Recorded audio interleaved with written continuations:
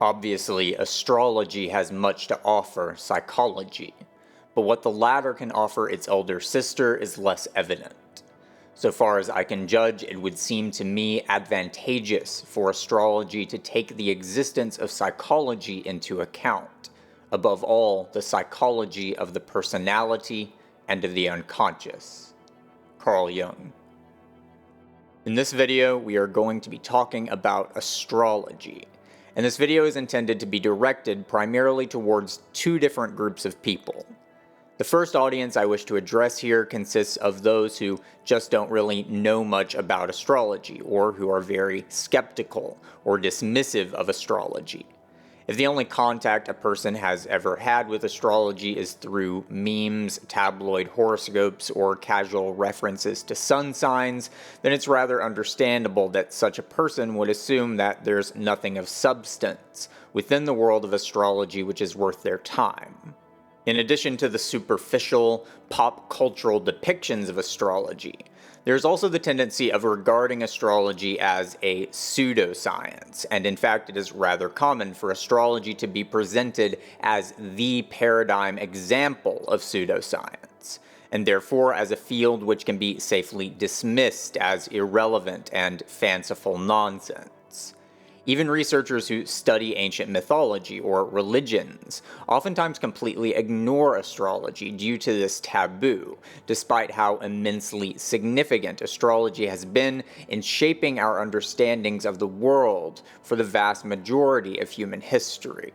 For individuals who have internalized this perception of astrology, my intention here is to show that, in reality, astrology is a staggeringly rich and nuanced topic which is of direct relevance to anyone who has interest in the studies of religion, mythology, symbolism, and philosophy, and by extension the study of the human psyche and the historical journey through which the human psyche has come to develop the compositional morphology which we see in the modern world. Regarding astrology as a pseudoscience is about as sensible as regarding music as a form of pseudo-cake baking, or regarding comparative mythology as a form of pseudo-chemistry.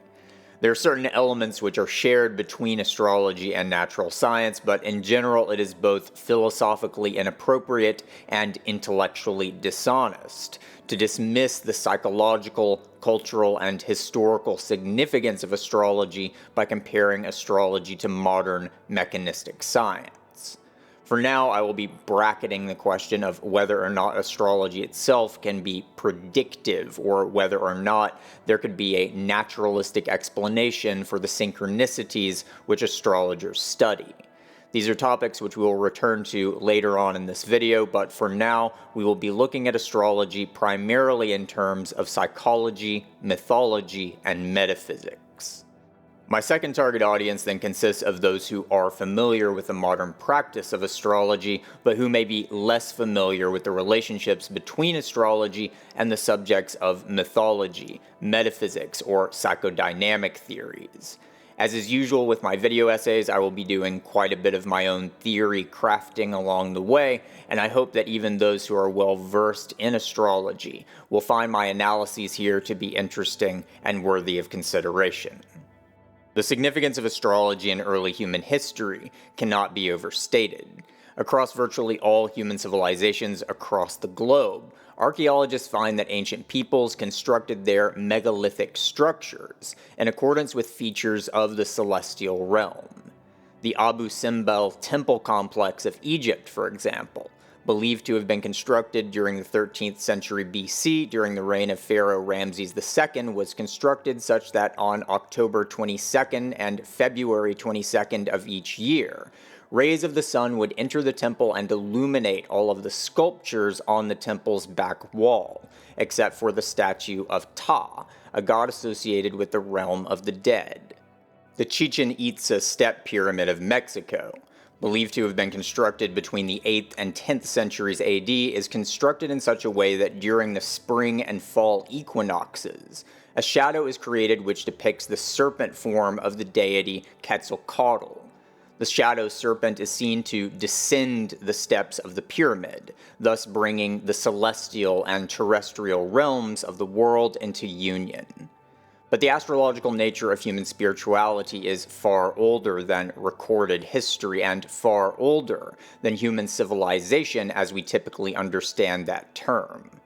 The Pleiades star cluster, known by modern astronomy as Messier 45, is referred to as the seven daughters of Atlas within Greek mythology.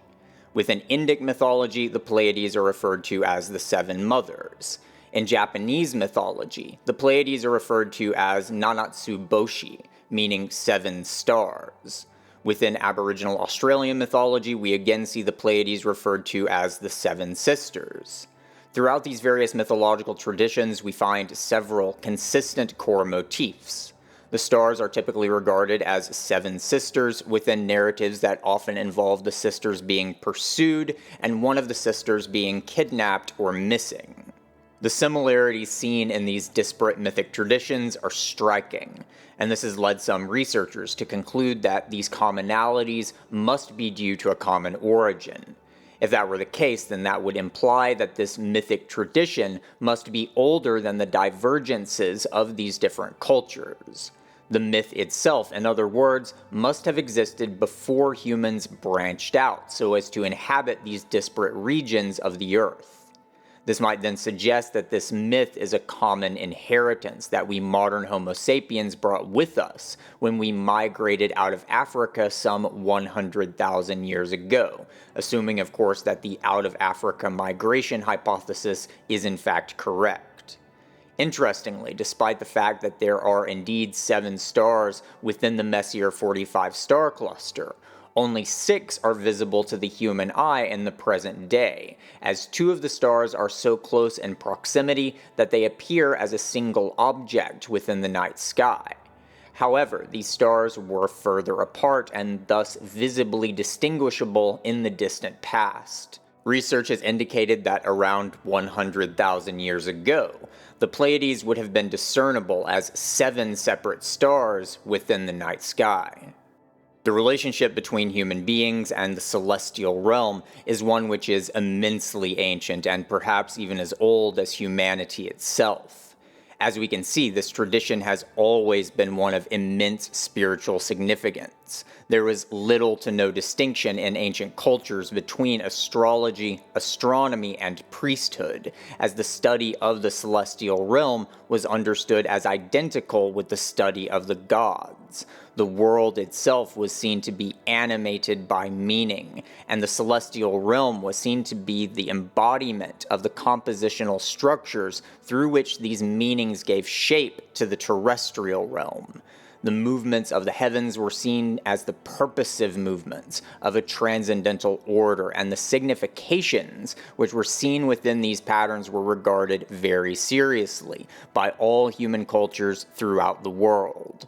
For the vast majority of human history, religion, culture, and astrology were of an indivisible unity. It is of course very common to regard such an understanding of the world as superstitious nonsense. We tend to believe that such an understanding is unscientific and to have been superseded by our modern materialistic worldview. Those who are dismissive of astrology will often claim that astrology must be nonsense because there is no causal mechanism through which celestial objects could impact human beings or human societies. Again, causality is something I want to return to later on in this video, but for now, I want to instead look at this issue from a Jungian, psychodynamic perspective. Although even Jungians themselves tend to neglect this fact, Carl Jung himself studied and wrote about astrology and used astrological charts in his psychotherapeutic practice, as he saw astrological patterns as a window into the patterns which he sought within the unconscious inner worlds of his patients. Jung stated that astrology was, quote, the sum of all psychical knowledge of antiquity.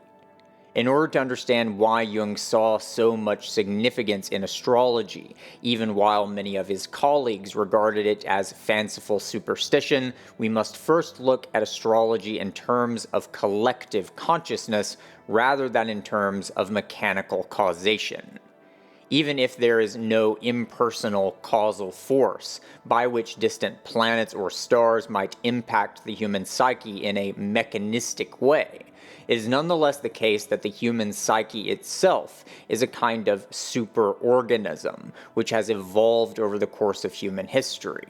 As figures like Carl Jung, Joseph Campbell, Robert Moore, and James Hillman have shown us, the collective psyches of distinct human cultures and human civilizations at large are populated by archetypal motifs, primordial images, and complex networks of signification which have developed dynamically over the course of human history, prehistory, and even evolutionary history. It could be, therefore, that the causal relationships between human beings and the celestial processions are simply human eyes.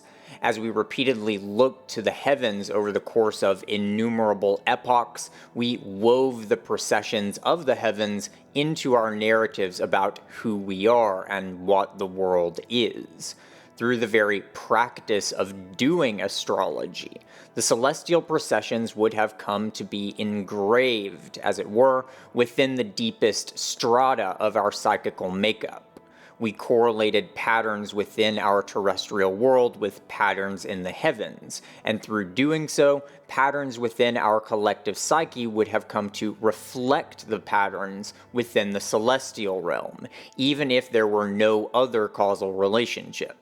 Even now, in the modern world, in which far fewer people look to the heavens in this way, these patterns may be continuing to play themselves out, whether we profess to believe in such patterns or not. As we delve deeper, we will be looking at some of the evidence which could be indicative that such patterns are indeed at work within our world. But in order to properly understand and contextualize such evidence, we must begin with a general understanding of what the astrological archetypes actually are, how they relate to one another, and how these archetypes correspond to the contents of the human psyche and to the basic compositional elements of the natural world more generally. Here we will begin with the planetary archetypes, and specifically with the inner planets, which were visible to the unaided human eye throughout the vast majority of human history. These planetary bodies are the Moon, the Sun, Mercury, Venus, Mars, Jupiter, and Saturn. For the vast majority of human history, these celestial bodies were the visible manifestations of the gods, with each body signifying a distinct and complex personality. Through the processions of the celestial realm, these archetypes were seen to come into dynamic interplay with one another, and thereby enact the continual generation of the visible terrestrial world. Shown here is an approximately 34,000-year-old bone carving discovered in Dordogne, France, and attributed to the Upper Paleolithic Aurignacian culture. This is perhaps the oldest known example of writing which has ever been uncovered by archaeologists, and what we see here is a highly sophisticated lunar calendar which accurately depicts the precessions of lunar cycles. Some researchers believe that such lunar calendars were used by prehistoric peoples as a means of tracking human menstrual cycles, and therefore would have been used as a means of facilitating fertility or for preventing pregnancy in times of scarcity.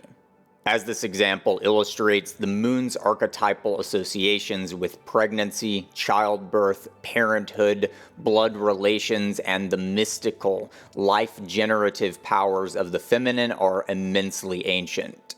These associations are far from arbitrary. Human menstrual cycles are approximately the same duration as lunar cycles, and therefore regularities of the former could be correlated with regularities of the latter by ancient peoples. Our modern words moon, month, and menstruation share the same etymological roots, and such correlations are found throughout numerous human languages. Some modern scientific research also indicates that there could be direct correlations between lunar cycles and menstruation cycles for some women, at least during certain time periods, and such correlations are not limited to humans. Corals, for example, have been shown to spawn in conjunction with lunar cycles as well. Fundamentally, the archetype of the moon seems to be that of inheritance, broadly speaking. Within various cultures throughout the world, we see that the moon is consistently associated with fertility, parenthood, kinship, and relations to ancestral spirits. These are relations through which the past comes to regenerate itself within the present. The moon is often associated with forms of magic, which similarly invoke the spiritual powers of the past. Even in modern language, we often refer to rumination as reflection, though we often overlook the invocation of the lunar archetype within such manners of speaking. The moon reflects the light of the sun into the night, and likewise, the lunar archetype allows the nocturnal past to be revealed within the light of presently living consciousness. The moon is associated with the substance silver, which is associated with purity. For cultures which emphasize the reliable inheritance of the past and thus the conservation of the inherited social order, the concept of purity is of central significance. The relationship between the past and future is often regarded as a kind of river, and deviations from social norms tend to be regarded as contaminations which bring forth disease and death. Such emphasis on inheritance, purity, and social adherence is perhaps exemplified most thoroughly by Chinese civilization. Within Chinese culture, the moon is often more highly regarded than any other celestial body, as the moon is associated with purity and familial bonds. During the Age of Sail, the Chinese Empire would only accept silver as payment for trade goods, as the Chinese regarded silver as of much greater value than gold. This association between silver and lunar purity is also more than merely symbolic, as the substance silver has very real antibiotic properties and an extensive history of medical uses. Next we have the sun. While the moon is correlated with the relations of past and present, the sun, conversely, can be correlated with relations of present and future, and more specifically with the aims, or teleological attractors, which pull the world forward, as it were, unto the realization of the future. Within both ancient and modern astrology, the sun is often said to represent the will, the agency of an individual which moves us through time towards the realization of possibilities. Understood in teleological terms, we can see the will as consisting of ideals, teloi, or attractors, which serve as the guiding light of consciousness, the highest values which serve as a center of gravity for our personal or collective agencies, and the center of narrative gravity within our personal and collective myths. Solar attractors, or values, are the light which our consciousness casts upon the world, and we can see this relationship between valuation and disclosure quite clearly within the works of the cognitive scientist John Vervaeke. Much of Vervaeke's work is centered upon what he calls relevance realization, and within this work, Vervaeke has shown the ways in which human cognition is inextricably interwoven with structures of meaning and valuation. The world which our consciousness encounters is not one of raw data, which we then evaluate after the fact. Rather, Vervaeke tells us our cognition of the world as a world at all is necessarily itself a process of evaluating relevance, and such relevance must be understood in terms of implicit or explicit values. It is only through such values that the human mind is able to experience a world at all, rather than a mere maelstrom of senseless noise, what the psychologist William James might have called a blooming, buzzing confusion. Within the Christian tradition, the figure of Christ is in many ways a kind of solar deity. We can see Christ's halo as a symbolic corollary of the solar corona. Christ represents the living embodiment of the will of God, the cosmic logos, which animates reality itself. Christ is therefore the enactment within human life of the most ultimate value, the self-sacrificial and world-generative love, which in previous videos I have described as a will unto being, or a will unto numinosity. The sun is associated with the substance gold, which is regarded as the physical embodiment of value itself. Like transcendental ideals which are seen to exist beyond the vicissitudes of the natural world, gold does not tarnish or rust. Within medieval alchemy, the project of transmuting lead into gold was seen to mirror the spiritual quest of spiritualizing the human mind and body through the process of theosis. Next we have the planet Mercury, the closest planet to the Sun as well as the fastest moving planet. Within Hellenic mythology, Mercury is the messenger of the gods, and is often identified with the mystical figure Hermes Trismegistus and the Egyptian god Thoth. Mercury is an archetype of communication, language, writing, thought, and wisdom. Much as the moon mediates between the sun and the nocturnal, terrestrial realm of the past, Mercury mediates between the sun and the other celestial archetypes. The processes of mercurial thought are what allows the celestial realm of pure forms and ideas to be organized in relation to the cosmic purposiveness represented by the solar center of teleological gravity. Fundamentally, Mercury is ideational consciousness, or noesis. The metallic substance known as mercury or quicksilver also embodies such archetypal significations. Quicksilver is metallic and thus reflective, yet a liquid which is able to rapidly change shape, just as thought is able to reflect the world and mold itself into accordance with the world of the imagination. Ancient and medieval mystery schools revered mercurial deities such as Thoth and Hermes Trismegistus, because thought was seen to be the means by which the human psyche was able to take flight, and thereby reunite with the transcendental realm of forms, deities, or angels.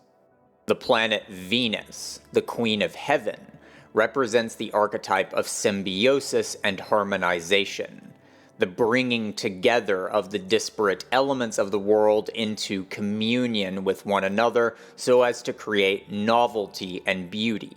Venus is associated with sensuality, fecundity, camaraderie, and creative passion, and represented by goddesses such as Inanna, Ishtar, Asherah, and Aphrodite. Fundamentally, the Venusian archetype is one of symbiosis, through which the many become one and are increased by one. Venus is associated with copper, which for at least 10,000 years has been used in the creation of jewelry, and thus associated with beauty and femininity. Copper also becomes green when oxidized, mirroring the transformation of soil into plant life, which is generated through the incorporation of the soil into the harmonious order of the plant's living bodies. Venus is harmonization and synthesis, but also their objective, the beauty which is achieved through such coalescence. The planet Mars is one of fire, weapons, libidinality, passion, striving, and achievement. Most fundamentally, the Martian archetype is the principle of action, and therefore of transfiguration. It is through Martian striving that possibilities come to be realized, and through which the world comes to be transformed. Whereas Venus signifies the feminine mode of libidinality, Mars represents the masculine mode of libidinality. Mars is regarded as the ruler of war and violence, but also the power to achieve and to overcome. Mars is associated with iron, a substance commonly used in the creation of tools and weapons, and appropriately enough, the physical body of Mars is itself tinted red due to the abundance of iron oxide on the planet's surface. Jupiter is the archetype of growth, expansion, accumulation, abundance, and success.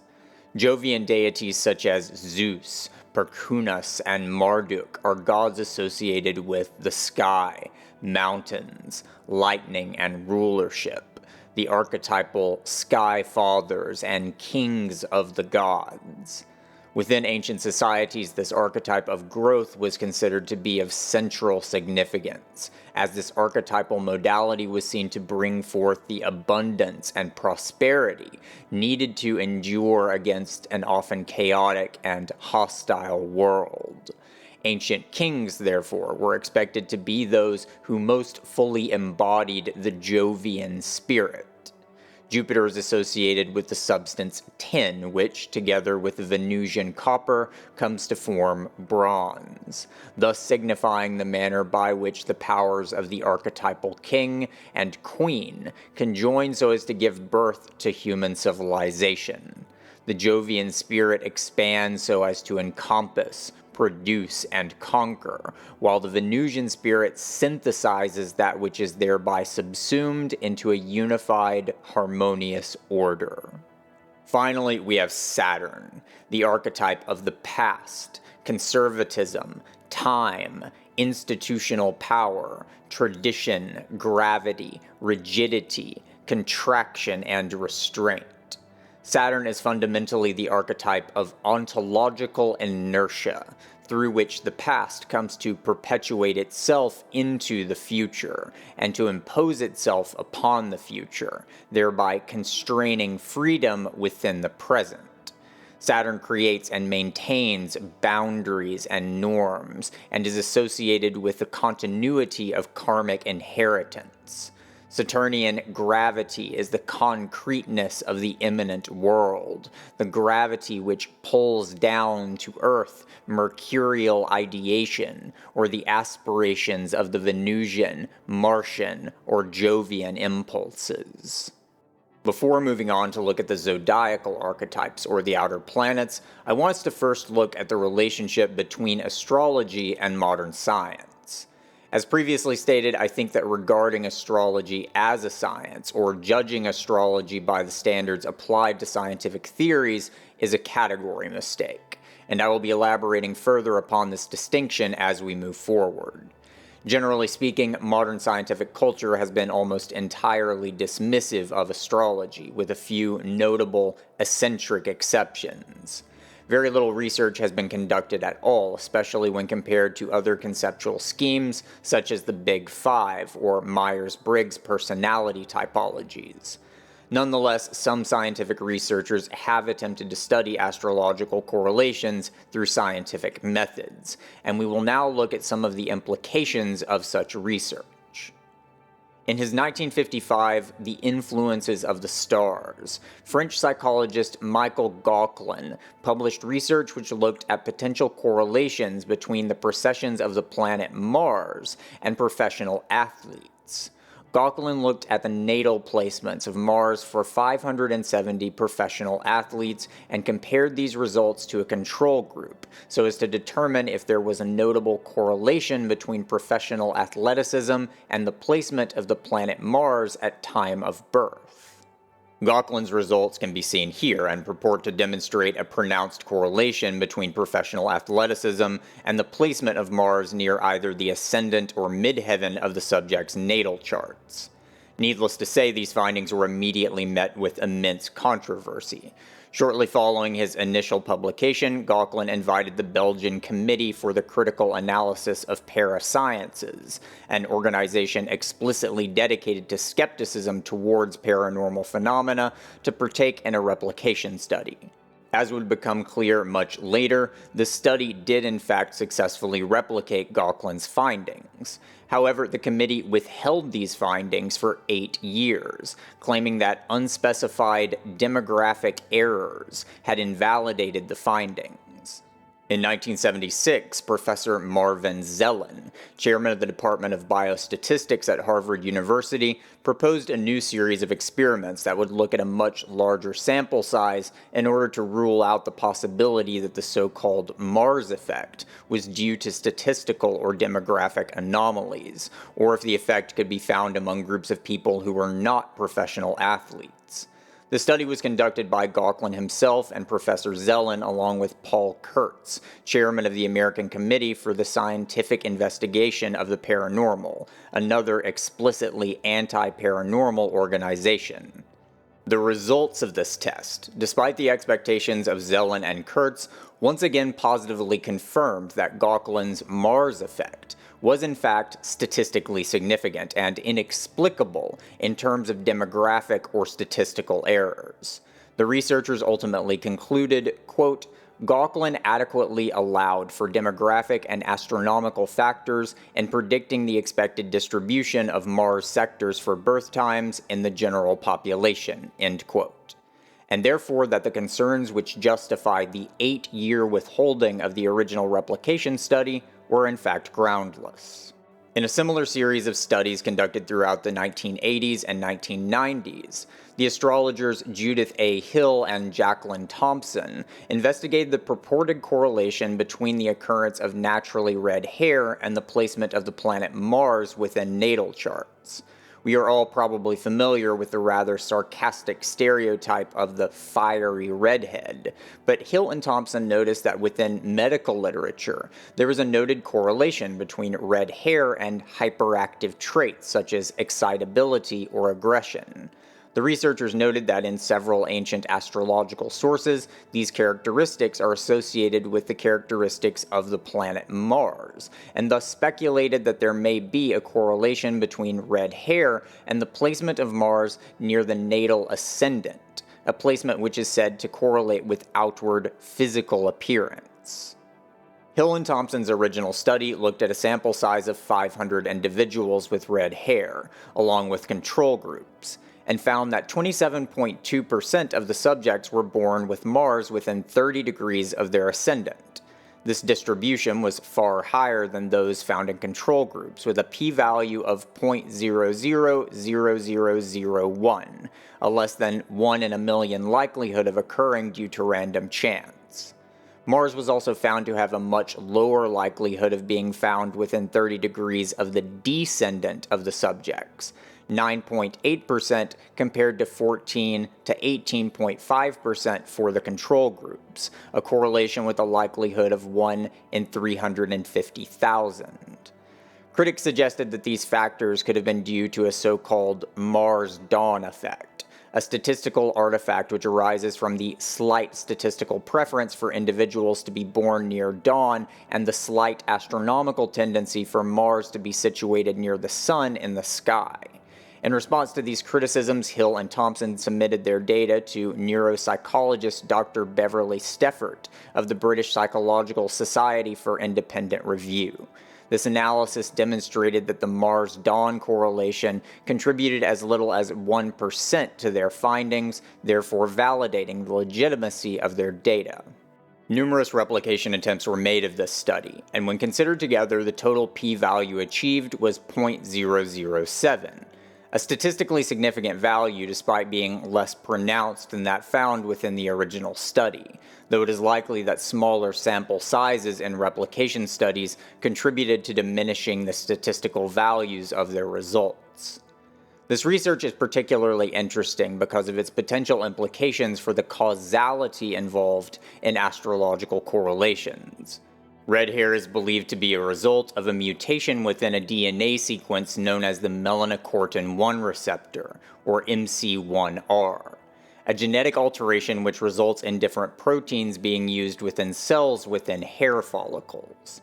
As such, it seems extremely unlikely that the natal placement of the planet Mars near one's natal ascendant could be causing the appearance of red hair in any mechanistic way. Instead, we should understand these correlations as being a matter of synchronization rather than of efficient or material causality. Clocks tend to be synchronized with the movements of the sun, but of course it is not the case that clocks cause the sun to move, nor is it the case that the sun's gravity moves the hands of the clock. Clocks synchronize with the sun's precessions because clocks are part of a living, breathing world of terrestrial human life, in which the correlation between the clock's internal mechanisms and the sun serves certain purposes. Analogously, we should understand that the planet Mars does not cause certain genetic mutations to occur, but rather it could be that these correlations are due to the fact that our world is wound up, as it were, in ways that facilitate such synchronicities. Within the framework of modern scientific rationalism, we tend to only regard efficient or material causation as truly causal. A cause of an event must be a prior event, which determines the formation of a subsequent event. Dominoes knocking one another over, for example. Or a cause can be the physical substrate, which an event adheres within. The rubber which a ball is made of causes it to bounce, for example. However, as the clock analogy illustrates, this is actually a very truncated view of causation, and one which only came to prominence very recently in the historical development of human thought. Aristotle, for example, distinguished between 4 kinds of teloi, or causes: efficient causality and material causality, but also formal causality and final causality. Final causality can be understood as a kind of purposiveness, though we should be careful not to overly anthropomorphize this notion. A purpose can be understood as a formative principle, which is at work in shaping nature, human or otherwise, and such formative principles are able to coordinate events even without direct physical determinations. The purposiveness, or final telos, gives shape to the form of the unfolding event, the formal telos. Numerous times throughout history, for example, scientists have made the exact same discoveries at near the exact same time without any direct correspondences between them. These discoveries did not synchronize because of a physical interaction between the two events, but rather because of a common zeitgeist, a shared formative structure which gave shape to both instances of the discovery. I've brought our attention to the scientific studies above to illustrate that, at least for certain kinds of correlations, astrological phenomena can in fact be confirmed and studied through scientific means. Nonetheless, I should again emphasize that astrology itself is not a science, and here I want to elaborate on the significance and implications of this distinction. The methodologies of modern science tend to focus heavily upon the isolation of certain variables, such that the exact workings of isolated processes can be examined independently of other processes which might be at play. Modern science is extremely technological in nature, and within the context of technological practices and aspirations, such methodology is entirely sensible. Machine technologies need to behave in very reliable and precisely predictable ways, and therefore the isolation of variables allows science to identify and scrutinize the ways in which certain factors in nature determine other factors. Once such determinations are identified, they can then be pieced together in purposive ways so as to allow for the development and implementation of technological systems. The world itself, however, is not comprised of isolated deterministic variables. The processes which make up our reality are fundamentally and inextricably relational in nature, meaning that the practice of using such methods of isolation is necessarily a process of abstracting certain processes from the networks of relationships within which they are found in the real world. Scientific methodology is, in a sense, a play of imagination. We are asking what it would be like if such factors could be thoroughly amputated from one another, and then attempting to realize this play of imagination through experimental or statistical methods. Within certain contexts, such abstraction can play a very important role in revealing the inner workings of the world to us. But within other contexts, such abstraction actually obfuscates the reality of the world due to the inability of such methodologies to account for complex, living and breathing interrelationships. The field of astrology is a prime example of just such a context, and this is, somewhat ironically, also why pop astrology is such an egregiously poor representation of astrology as a discipline. Within astrology, the placement of the sun in the zodiacal domain of Taurus, for example, is associated with a very complex tapestry of possible meanings. But the actual shape taken by these meanings within a given natal chart is contingent upon all of the other aspects of the natal chart and relative transit charts. What the Sun-Taurus aspect signifies in my chart might be very different from what it signifies in yours, and understanding the significations of such a placement within a given context requires us to look at the entire array of related aspects which give shape to that archetypal personality complex. Astrological charts are, much like the world itself, like metamorphic string figures. Dynamically interwoven systems which only hang together through their intrinsic relationalities. If one attempts to take a single chord of the string figure and cut it away from the figure as a whole, then the figure breaks apart and we lose sight of the actual role being played by that particular chord within the formation which it was woven within. Similarly, although we might be able to demonstrate that certain astrological correlations do in fact occur through using scientific methodologies, it is nonetheless the case that such methodologies are largely inapplicable to the actual study of astrology itself. Performing studies such as those conducted by Gauquelin, Thompson, and Hill may serve important illustrative and demonstrative purposes, but believing that there is a correlation between red hair and Mars rising is not the same as actually believing in astrology, actually believing that our world is pervaded by such dynamic, relational, and semiotic synchronicities. Believing in astrology is much less like believing in a scientific hypothesis, and more like believing in a certain narrative of history, or believing in a certain form of religious practice. We don't actually evaluate such beliefs epistemologically on the basis of experimental evidence, but rather on the basis of how well the ideas reveal to us the reality of how the world hangs together as a whole. This is not to say that such beliefs are entirely subjective. I very much do believe that there is an intersubjective reality which can be revealed more or less effectively by astrological, historical, and religious narratives, but rather that we must evaluate such narratives in a holistic rather than reductionistic way. Moving forward, we will next be looking at the zodiacal archetypes. But in order to understand the zodiac, we must first look at the elemental archetypes.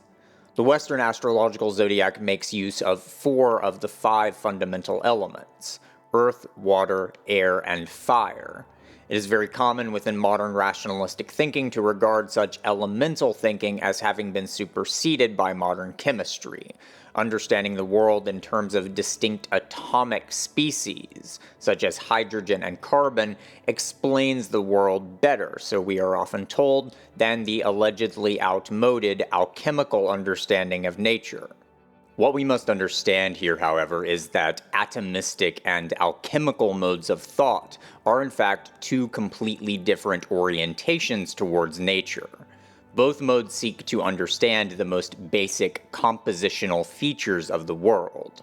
Atomistic thinking is fundamentally reductionistic and materialistic thinking, and therefore within atomistic thinking, the most basic units which make up the world are understood to be the smallest units which the world can be broken up into, even though, of course, modern physics has shown us that even atoms are themselves divisible into even more basic constituents which can hardly be regarded as material at all. Within alchemical thought, however, the most basic constituents of the world are understood to be the most fundamental modes of becoming which things in the world can assume. Alchemical thought is fundamentally Platonic thought, and as such, the forms which give shape to things in the world are regarded as more fundamental than the substrates which things adhere within. We can see in the statue of David, for example, that the Davidness of the statue can be regarded as more fundamental than its marbleness, as the statue would share its fundamental essence with another statue of David made from bronze, but not with a pile of rubble made from marble. Likewise, we can see in living creatures that form is more primary than substrate. As Heraclitus shows us, the world itself and living bodies in particular are in a constant flux. Our bodies are constantly relinquishing their material substrate through excretion, exhalation, and the shedding of skin, while taking in new matter through consumption of food and water. You are not the aggregation of atoms which make you up, because even from moment to moment, you are not the same aggregation of atoms. Yet we experience ourselves to persist over time, and indeed we do, because it is our form which persists, even as our material substrate is an ever-changing circulatory flux. Pre-modern people saw forms, not particles, as the most basic compositional features of the world, and among the most basic forms were the alchemical elements. Water, therefore, was not understood as a species of molecule, but rather as a way of being, much like the Chinese conception of Tao. Water could be seen as giving form to the ocean, but water could also be seen within blood or lava, or within processes which take things into themselves in order to blend and balance, or processes which readily change their shape in relation to their circumstances. Fire referred not only to campfires and combustion, but also to passion, conflict, and war. In what follows, we'll be looking at the zodiacal archetypes as the elemental permutations of their planetary rulers. Astrologers also often categorize zodiacal archetypes in terms of gender, or the triadic scheme of cardinality, mutability, and fixity. But here I will be bracketing those aspects for the sake of simplicity, as I believe that focusing upon planetary and elemental features is the most direct way in which we can understand the organization of the zodiac and the essences of the zodiacal archetypes therein. The planetary rulerships of the zodiac begin with Leo and Cancer, which are ruled by the Sun and Moon respectively. The Sun is attributed to the period of Leo because this is the period of greatest heat, shortly following the summer solstice. The next sign, Cancer, is then ruled by the Moon, which is seen to mediate between the Sun and the terrestrial realm. The Moon and Sun are often regarded as siblings, spouses, or polar complements of one another, and thus it was understood as appropriate that their zodiacal domiciles should be adjacent to one another. The planet Mercury only ever appears one zodiacal sign away from the Sun in either direction in the sky, and Mercury was therefore attributed to the signs Virgo and Gemini. Venus, similarly, is only ever found no more than 2 signs away from the Sun, and therefore Venus was attributed to Libra and Taurus. Mars, the next furthest planet, was then attributed to Aries and Scorpio, Jupiter to Pisces and Sagittarius, and finally Saturn, the most distant of the classical planets, was attributed to Capricorn and Aquarius, the seasonal periods of greatest frigidity. The elemental archetypes are then attributed to these signs in a repeating cycle, beginning with Leo of fire, earth, air, and water. So beginning with Leo, we can understand this archetype as being the fire aspect of the solar archetype. The sun signifies highest values, and by extension also signifies the destiny of individual persons. Fire is the element which is most closely associated with the ideational realm. The celestial bodies are seen to produce light, and within the terrestrial realm, so does fire. Fire was therefore understood to be the element of the celestial realm itself, and the highest domain of the heavens was sometimes referred to as the Empyrean, a world of divine fire and light. Within individual human personalities, therefore, Leo was understood to govern the highest forms, ideals, or values which shape the human personality. Leo often signifies a powerful inner will, not simply to overcome, produce, or create, but to achieve greatness, to shine forth or stand out amongst others, to answer the call to adventure, to become what one feels one could be. Leo is heroic and charismatic, yet often egotistical, self-centered, or unattuned to the realities of particular circumstances due to a fixation upon the ideal in contrast to the real. Cancer, ruled by the moon and water, is the receptive, endergonic corollary of Leo's expansive, exergonic charisma. Cancer takes ideas or emotional energies into itself and cultivates them, rather than projecting outward. Whereas Leo is much more oriented towards individualism, Cancer is more oriented towards the familial and interpersonal. Just as droplets of water lose their identity as they return to the ocean and flow through the metabolic cycles of life, Cancer attunes itself towards the flows which connect things to one another, whether emotional processes, practices, beliefs, or ideas. Like the moon, Cancer is more nocturnal in nature than Leo. The day is the time of activity and action, whereas night is the time of sleep, dreaming, rumination, reflection, and the restoration of that which has been exerted during the diurnal periods. Next, we'll be looking at the two mercurial domains, Virgo and Gemini, which represent respectively the earth and air modalities of the mercurial archetype. Mercury, as we have seen, governs ideational or noetic consciousness, the realm of communication, thought, writing, and ideas. Virgo is the earth modality. Earth is the element of solidity, definiteness, and the concretion of the possible into the actual. Virgo is thus oriented towards the decisions which are made, which collapse diffuse ideational potentialities into concrete actualities. Virgo's disposition is very selective, editorial, and even obsessive.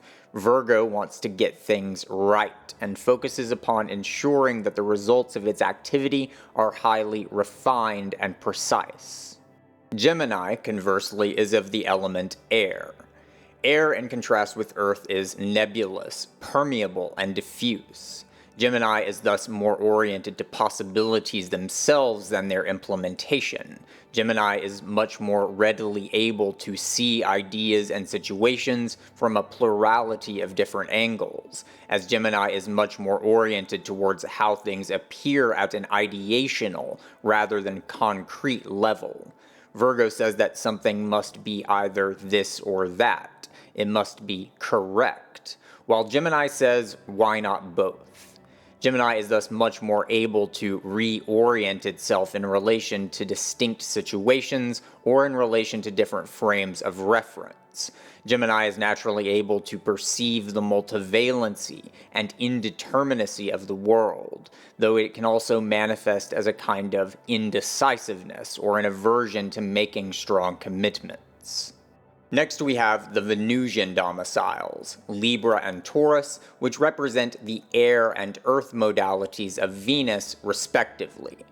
Venus is the planet of symbiosis and confluence. the synthesis of disparate entities into harmonious totalities.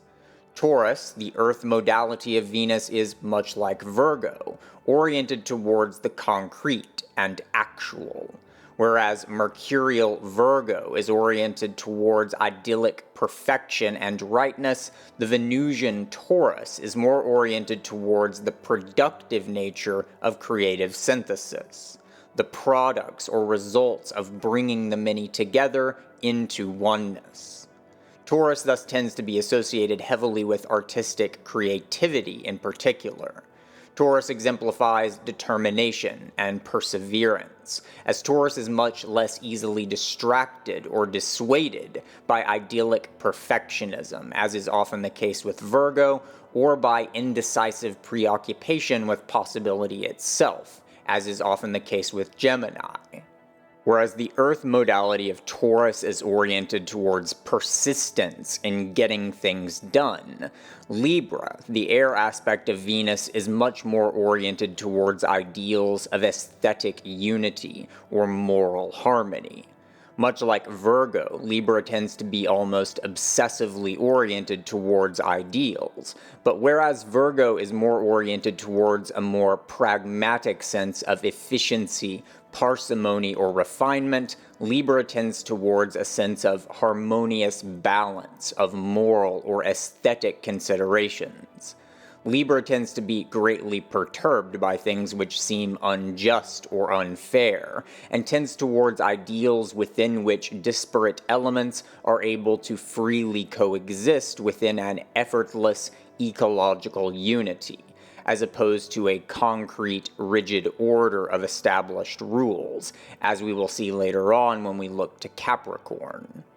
Next we have the Martian domiciles, Scorpio and Aries, which represent the water and fire modalities of the Martian principles of action, conflict, and transformation. Aries is the fire modality of Mars. Fire is, as we have seen, associated with the highest strata of the celestial realm, the light-producing pure ideals which reveal the world and which guide the transformations of the world. Fire is therefore, in a sense, the element which is furthest removed from the terrestrial realm, and thus has the most power to transform the terrestrial realm irrespectively of the world's earthly determinate actualities.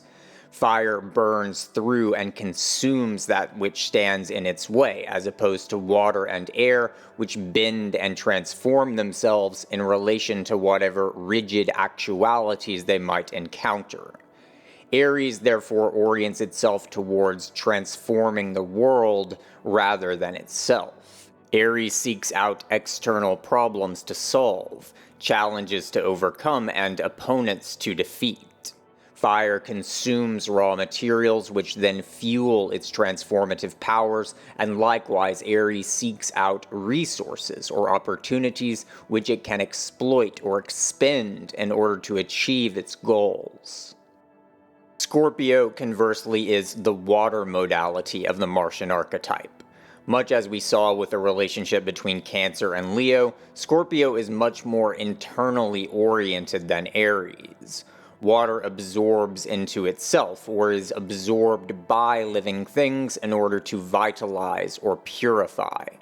Like Aries, Scorpio's Martian disposition is oriented towards conflict, action, and transformation, but Scorpio is much more nocturnal than Aries, oriented more towards the emotional, visceral world of internal, vital forces rather than the external world of concrete obstacles and challenges. Much like Libra, Scorpio tends to be oriented towards interpersonal or intrapersonal harmony or the lack thereof. But whereas Libra tends to focus upon aesthetic or moral ideals as a means of resolving disharmony, Scorpio tends towards internal transformations of self or other as a means of resolving such imbalances. Next we have the Jovian domiciles, Sagittarius and Pisces, which represent the fire and water modalities of Jupiter. Jupiter is the planet of expansion, growth, prosperity, abundance, and ascension. For Sagittarius, this archetype takes the shape of the fire element. Sagittarius tends towards the ideal, the mythical, and the heroic, in a manner that tends to be irrespective of, or even detached from, the terrestrial realm of concrete actualities. Much like Gemini, Sagittarius is oriented towards possibilities in themselves, but whereas Gemini tends more towards the multivalent, indeterminate, or nebulous nature of such possibilities, Sagittarius, inflected by its Jovian vitalism, tends more towards the role of possibilities as mythical ideals. Sagittarius is immensely imaginative, aspirational, and creative, though Sagittarius also tends towards being ungrounded and uncompromising. Pisces, on the other hand, directs this Jovian disposition inward, into the world of the emotional and vital forces. Pisces is therefore a sign which is highly oriented towards the inward experience of growth, expansion, liberation, and joy, oftentimes to the detriment of more practical considerations. Pisces wants to feel effortless exuberance or ecstasy, and as a water sign, Pisces is much more oriented towards transforming in relation to external circumstances as a way to maintain that inner vitality, rather than actively attempting to reshape external circumstances. Pisces can thus be understood as embodying absolutely everything that Virgo finds utterly insufferable. A kind of flippant, carefree attitude which is much more intent upon going with the flow rather than getting things done. Pisces does, however, tend towards being highly agreeable, pleasant, and optimistic, and thus tends towards counterbalancing the pragmatic or stoic severity we see in signs like Taurus, Virgo, or Scorpio. While Sagittarius aspires towards the mythical, ideal, or fantastical, Pisces is much more oriented towards the imminent here and now, and towards facilitating and perpetuating its Jovian vitality and optimism rather than fixating upon the idyllic. Lastly, we have the Saturnian domiciles, Capricorn and Aquarius. Saturn is the planet of inertia, the manner in which the past comes to impose itself upon the present, oftentimes constraining the freedom of the present in a kind of gravitational way, but also facilitating the stability and certainty which are needed in order for life to thrive. For Capricorn, this is expressed through the element Earth, the archetype of solid, determinate actualities. Capricorn is thus oriented towards concrete facts and the demands which are made of us by those actualities. Capricorn thus tends towards discipline and rules, and tends to see its own prosperity and survival in relation to the solid Saturnian institutional structures which serve as the skeletal frameworks of human life worlds. Such institutional hierarchies are much like mountains, and Capricorn is often associated with mountain goats or ibexes, animals which orient themselves towards navigating such mountainous terrains. Whereas Sagittarius is oriented towards the ideal and the fantastical, Capricorn tends towards a kind of pragmatic and often stoic realism. Capricorn tends towards achievement and ascension, but this ascension tends to be understood as a primarily pragmatic endeavor, rather than the actualization of heroic ideals. Finally, then, we have Aquarius, the air modality of Saturn. The word Aquarius implies the confluence of both water and air, and thus can be associated with fog or mist. While Capricorn, an earth sign, pertains to the inertia of solid, determinate actualities, Aquarius pertains to the continuity of spiritual forces, ideas, or emotional tendencies, forms which we inherit from the mental realm rather than the strictly physical. Mist and fog are, in a sense, much akin to ghosts or phantoms, and such imagery is very useful for understanding the Aquarian archetype. Phantoms are the presencing of the spiritual, mental, or emotional formations of the past within the present. Likewise, Aquarius is oriented towards the continuity of such inner and often transpersonal forces, what Jungians would refer to as the collective unconscious. Aquarius thus tends to be highly oriented towards intuition, highly attuned to that which is present yet ephemeral or invisible to sensory apprehensions. Such intuition can be immensely insightful and can greatly facilitate creativity or the navigation of forces within collective consciousness, yet such attunement can also tend towards anxieties and paranoia. Now that we've made our way through the zodiacal archetypes, I would like to add parenthetically that there are in fact scientific studies which demonstrate that the time of year one is born in is statistically correlated with certain psychological traits. Individuals born in late winter within Capricorn and Aquarius season are more likely to be diagnosed with schizophrenia or bipolar disorder, possibly linked to deficiencies of vitamin D during the late stages of the gestation process. Individuals born in spring, Aries, Taurus, and Gemini, are more prone to self-harm, and dyslexia is more common for individuals born in the summer, within Cancer, Leo, or Virgo. As with other studies I've mentioned, these should not be taken to imply that astrology itself is simply a matter of tracking statistical demographic correlations, but such evidence does demonstrate that there are in fact patterns to be found within such relationships. Our world does not consist of random dice rolls or coin flips, but rather of complex interrelational formations in which all so-called variables are mutual participants within holistic totalities. Before we begin looking at history in order to see these zodiacal and planetary archetypes in action, we first need to look at the trans-Saturnian planets, those which are not visible to the naked human eye and which thus remained unknown, at least physically, until very recently in human history. The planet Uranus was discovered on March 13, 1781 by William and Caroline Herschel.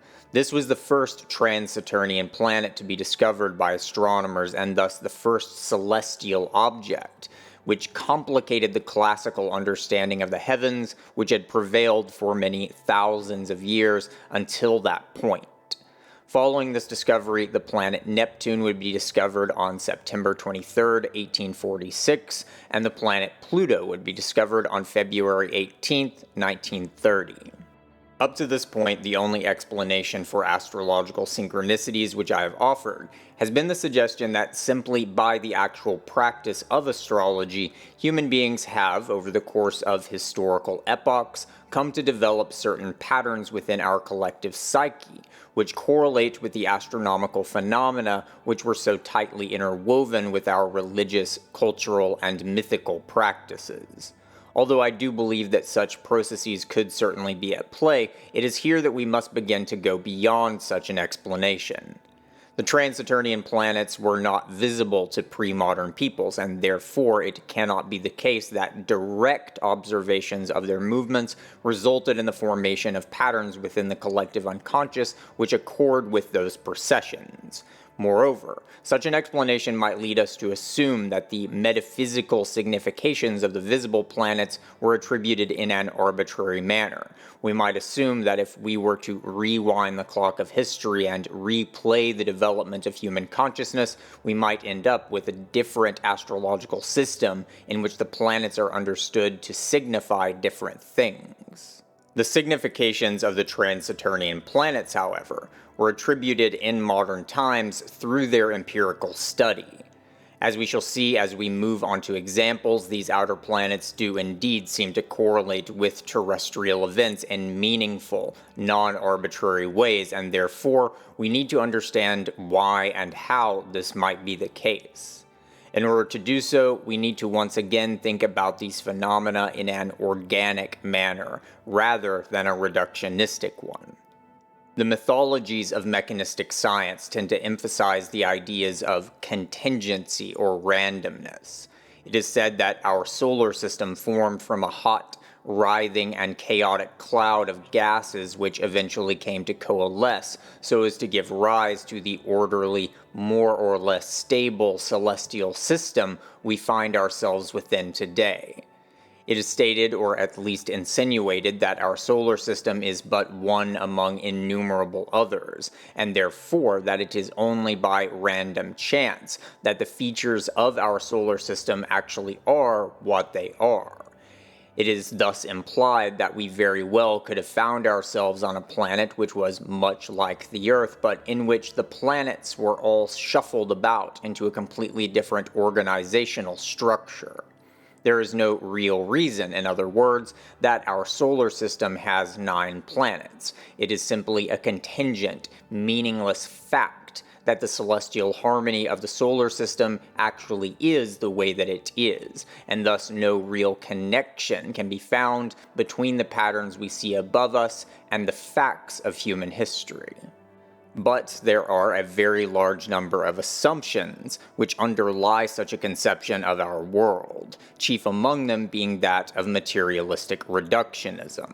It is assumed that the planets, their features and organization, and the reality of life on Earth are independent variables, such that one could, in principle, rearrange these variables while leaving the others unchanged. It is assumed that it is actually possible that human history could have played out exactly as it has done in a world in which, for example, there was no planet Neptune, or in which Uranus proceeded along a completely different orbit and revolution period.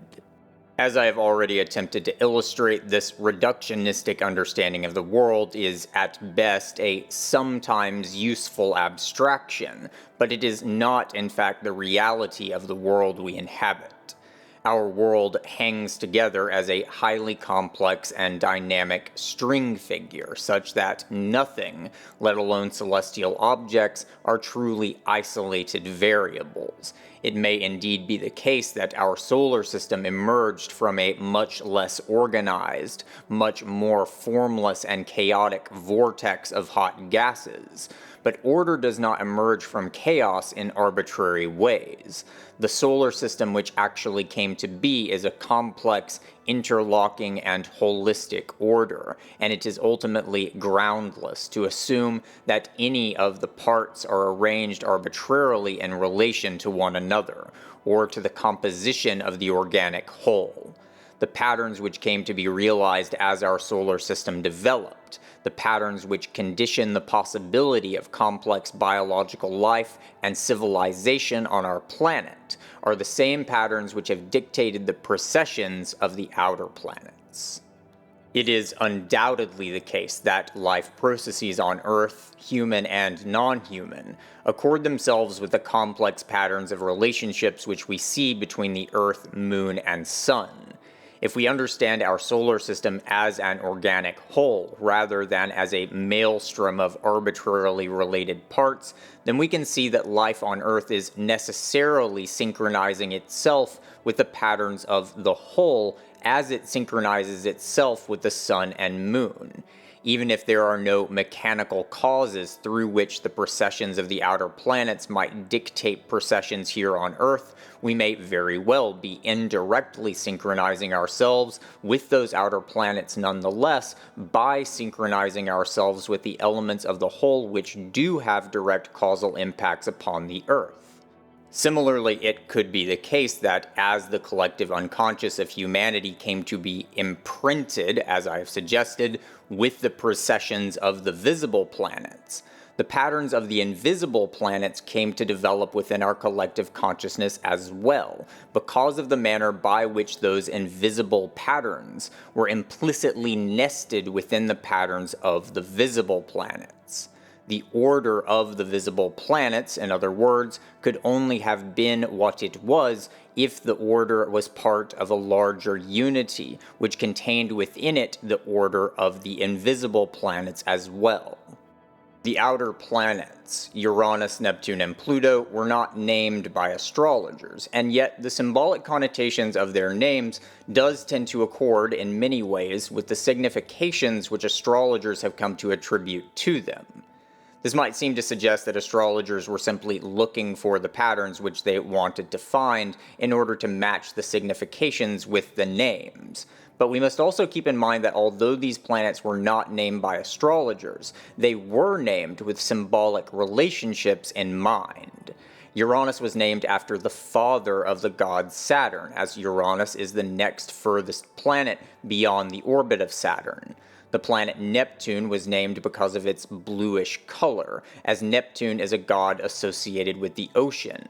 Pluto was named on account of its immense distance from the sun, and was thus named after the god of the dark, subterranean underworld. As such, it isn't terribly surprising that astrologers have found the names of these planets to be more or less appropriate in relation to the symbolic denotations which they have come to empirically infer. Moreover, not all astrologers believe that these names are necessarily the most appropriate. Richard Tarnas, for example, although I somewhat disagree with him, has argued that the planet Uranus is much more closely related to the mythical figure of Prometheus than the god Uranus. Likewise, although the planet Neptune and the mythical Neptune do share a relationship with the ocean, the god Neptune has few other features which are generally associated with the planet Neptune. A more symbolically appropriate name, in my opinion, would have been Tethys or even Tiamat. Moving forward, let us now look at what the symbolic features of those outer planets actually are. The planet Uranus is associated with rebellion and the disruption of established patterns. It is correlated with electricity and combustion, and with dissident political or cultural movements. In many ways, Uranus can be understood as a polar corollary of Saturn. While Saturn pertains to the inertia and conservation of that which has been established in the past, Uranus tends towards the rupture or breakdown of established structures, whether cultural, political, technological, or ideological. The fundamental dynamic of Uranus is that of tension and release. States of unrest or dissonance necessitate transformation. Coiled springs unfurl and release energy as they do so. The chemical energy stored in combustible materials is likewise a kind of tension or disequilibrium, which can be discharged so as to create fire, heat, and light.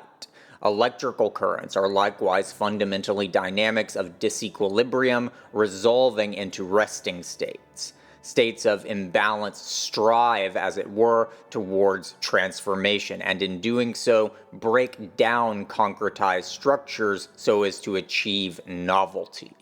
The planet Neptune is associated with oceanic oneness, embryonic gestation, fantasies, illusions, and hallucinations. Neptune is the Garden of Eden, Arcadia, the archetypal womb, and fantastical escapism. Fundamentally, Neptune is an archetype of unification and boundary dissolution, the pure, undifferentiated oneness from which distinct life forms emerge, and which life tends to orient itself towards re-achieving. This orientation towards idyllic unity can manifest as a spiritual impulse, or as an orientation towards escapism through fantasy or even substance abuse. Finally, we have Pluto, the archetype of fear, anxiety, darkness, the occult, primal libidinality, and titanic transpersonal forces of the unconscious. Pluto can be understood as the polar counterpart of Neptune. While Neptune is an archetype of oneness and reunification, Pluto is an archetype of separation, dissociation, and disintegration, as well as the fear and primal will to life, which emerge from such separation. The existence of an individual organism comes about through the development of boundaries between self and world, and thus through the rupturing of the primordial unity between infant and womb. Life comes about, in other words, by fissioning apart from other life, and the sense of separation created by this fissioning then results in an imperative of self-preservation, as the organism must now protect and perpetuate itself in the face of a world which is potentially hostile and chaotic. Modern astronomers regard Pluto as a dwarf planet rather than a true planet due to its minuscule size and the fact that Pluto's relatively minor gravitational influence has not cleared the asteroids from its orbital path. As such, Pluto is categorized with a number of other trans-Neptunian objects such as Sedna, Orcus, and Eris. Questions about the potential archetypal significances of those other trans-Neptunian bodies are beyond the scope of our present purposes in this video, but here I would like to call attention to the fact that Pluto is itself quite unique, and in ways that seem very significant archetypally. Pluto is as much a double planet as it is a dwarf planet. Pluto and its moon, Charon, are so similar in mass that Charon does not orbit a center of gravity within Pluto itself. Rather, the center of gravity of Pluto and Charon is physically between the two bodies, such that the two bodies seem to tumble around an invisible center like two weights of a dumbbell with an invisible bar connecting them. Pluto represents an archetype of disintegration and separation, and although potentially destructive, it is through such separation that distinct identities are able to form. Pluto and Charon are likewise seen to maintain their separate identities, without either body exerting enough influence to fully subsume the other into its gravitational order. We might even see that Pluto's inability to clear its orbital path of asteroids is itself a similar gesture towards this archetypal significance. Moreover, one of the original names proposed for Pluto was Persephone, and this seems to gesture towards the double nature of the Plutonic archetype. Charon, the guide of the dead into the underworld, represents the anxiety and paranoia of Plutonic separation, while its counterpart can be regarded as the Persephonean valence, the power of such separation to generate new life through the fissioning apart of unified identities, which mirrors the manner by which the goddess Persephone is said to bring forth the fecundity of the spring as she reemerges from the underworld. Now that we have a basic understanding of these various archetypes, we can now begin to look at historical examples which illustrate their dynamic interplay, and the next few examples will be drawn from the book Cosmos and Psyche, published in 2006 by the cultural historian, philosopher, and astrologer Richard Tarnas. One particular complex of astrological synchronicities, which is astonishingly compelling, is found within the story of Herman Melville and the events surrounding the creation of his monumental 1851 novel Moby Dick, and the correlations between these events and the patterns of the outer planets.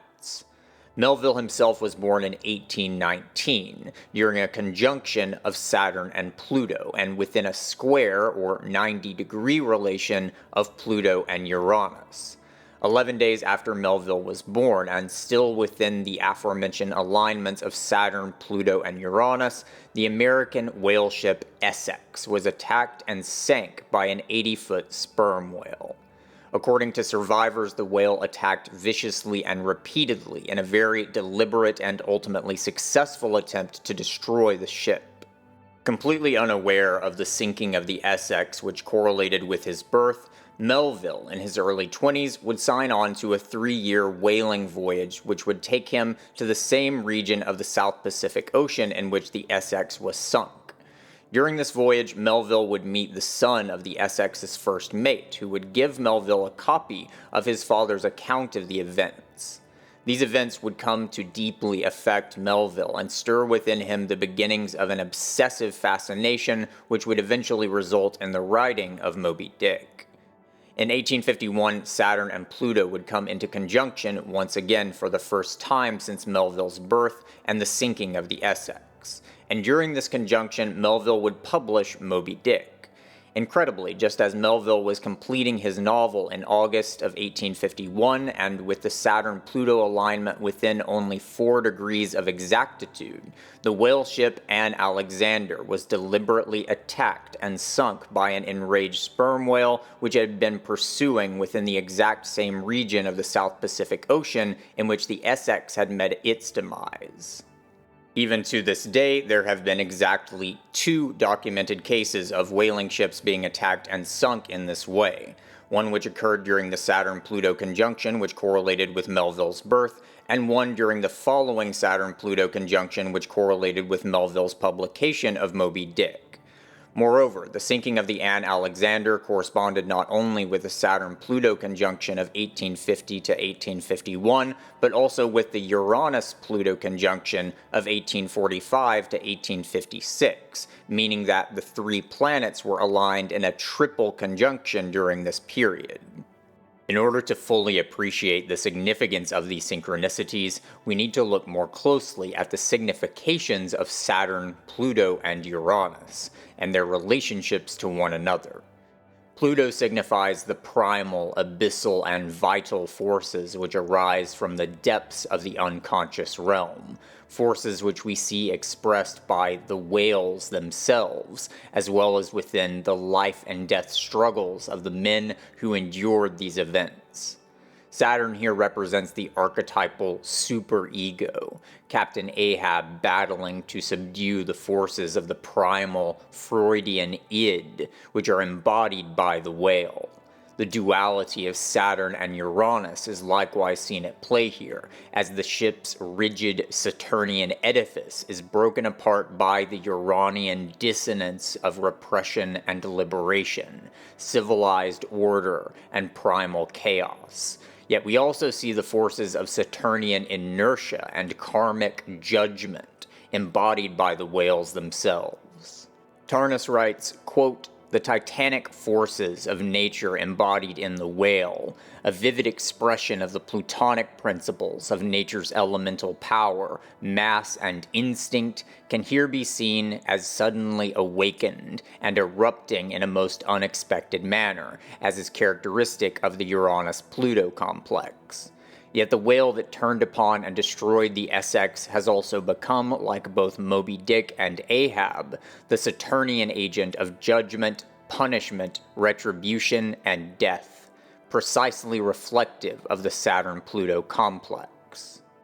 As these titanic astrological synchronicities indicate, the story which we find here, both within the pages of Melville's novel as well as within the historical events themselves, is about much more than whales, ships, and whalers. Rather, what we have here is a powerful and symbolically laden enactment of a deeply rooted conflict of archetypal motifs which can be followed down to the innermost fathoms of our collective consciousness, one which brings us into contact with some of the most central dynamics of the narrative that is human civilization. The archetypal motifs which come to presence within the stories of the Essex, the Anne Alexander, and Moby Dick can also be found in a much older narrative, the Sumerian creation myth of the Enuma Elish. This cosmogonic narrative begins with 2 primordial gods, Abzu and Tiamat, which are seen as representing the 2 most fundamental elements within Sumerian cosmology, freshwater and saltwater. The Sumerians regarded freshwater as representing celestial order, purity, and masculinity. Fresh water falls from the sky and is seen to inseminate the earth so as to bring forth the germination of life from the soil. Salt water, conversely, was associated with blood, specifically menstrual blood, and associated therefore with femininity and the vital, primal forces of the deep from which life was brought forth. Abzu, the god of celestial freshwater, and Tiamat, the goddess of abyssal saltwater, are said to have mated and thereby given birth to the subsequent generations of younger deities. Eventually, the younger deities would attempt to usurp Abzu by slaying him and therefore stealing the powers of order, which would later be used to create human civilization, much like the Greek myth of Prometheus in many ways. Tiamat, enraged by the slaying of Abzu, would then give birth to a race of dragons, which would then attempt to destroy the world. Ultimately, Marduk, a Jovian sky father deity and civilization-founding culture hero, would defeat these draconic monsters and would then slay the Great Mother Tiamat as well, using a fishing net resembling the constellations and representing the powers of order and civilization, and a spear representing masculine power.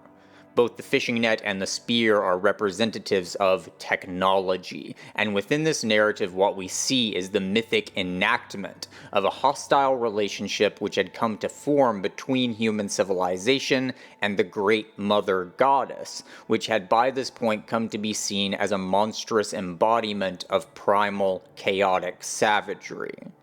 Prior to the development of civilization as we know it, human beings lived within nature. We had yet to begin constructing walled cities and fortifications which clearly delineated the natural world from the human world. Yet, as sedentary civilization developed, we became ever more acclimated to the order which we had created within our safeguarding walls, and ever less acclimated to surviving within the natural world itself. The Great Mother, once regarded as a nurturing deity of fecundity and vitality, came to be experienced as a hostile, demonic other, which humanity would be required to subdue and defeat in order to survive. Technology would be among the primary means by which we would struggle against these primal forces of nature.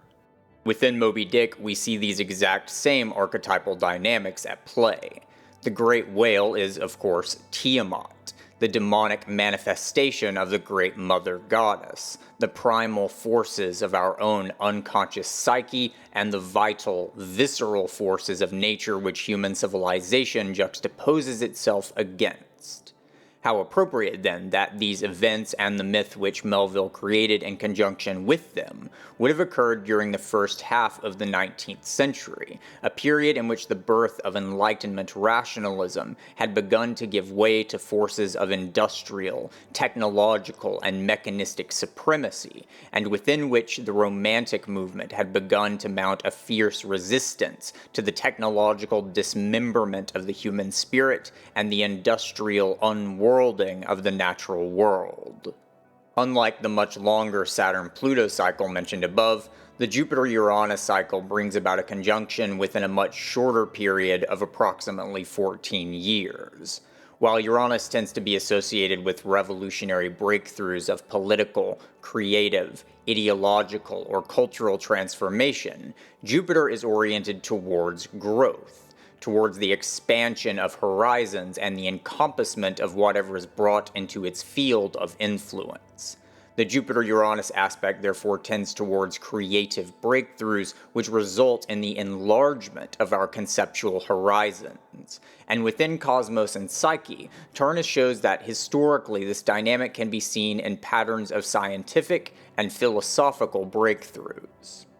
In August of 1609, Johannes Kepler published his Astronomia Nova, in which he introduced his theory of elliptical planetary orbits. This development was immensely significant for several reasons. Firstly, it provided a means by which the Copernican, heliocentric model of the universe could be brought into better accordance with astronomical observations. Prior to this development, the Ptolemaic, geocentric model actually made better predictions than the Copernican heliocentric model. Yet astronomers found the epicycles needed within the Ptolemaic model to be arbitrary and sought a more elegant solution by resituating the Sun at the center of the solar system. Yet this reconceptualization initially failed to actually accord with astronomical observations, until Kepler came to popularize the notion that planetary orbits might be elliptical rather than perfect circles. Secondly, this inclusion of elliptical orbits was immensely significant in metaphysical as well as naturalistic terms. The classical understanding of the relationship between the heavens and the earth maintained that the terrestrial realm was a world of temporality, transience, and imperfection, while the celestial realm was one of timeless, inalterable perfection. Elliptical orbits were regarded as less ideal and pure than perfectly circular orbits, and therefore Kepler's suggestion would have been greatly at odds with the classical understanding of the relationship between the observable world and Platonic cosmology. The epicycles of the Ptolemaic model may have seemed messy or arbitrary in certain ways, but these epicycles were nonetheless circular, thus maintaining the metaphysical perfection of the celestial realm. In the wake of René Descartes' break from classical metaphysics, however, the sacrifice of such metaphysical perfection in favor of scientific parsimony was now a much more acceptable proposition. During this exact same time period in which Kepler posed his model of elliptical heliocentrism, another astronomer, Galileo Galilei, would begin making telescopic observations which would further imperil this classical cosmology. During the same summer that Kepler published his Astronomia Nova, Galileo would make his first public demonstrations of telescopic observations which revealed the intricate details of the celestial realm. Galileo's telescope revealed craters on the Moon and the satellites of Jupiter, inspiring discoveries, but discoveries which did not well accord with the Platonic cosmology of celestial perfection. On March 12, 1610, Galileo published Sidereus Nuncius, the Starry Messenger, in which he gave account to his journey of astronomical observations.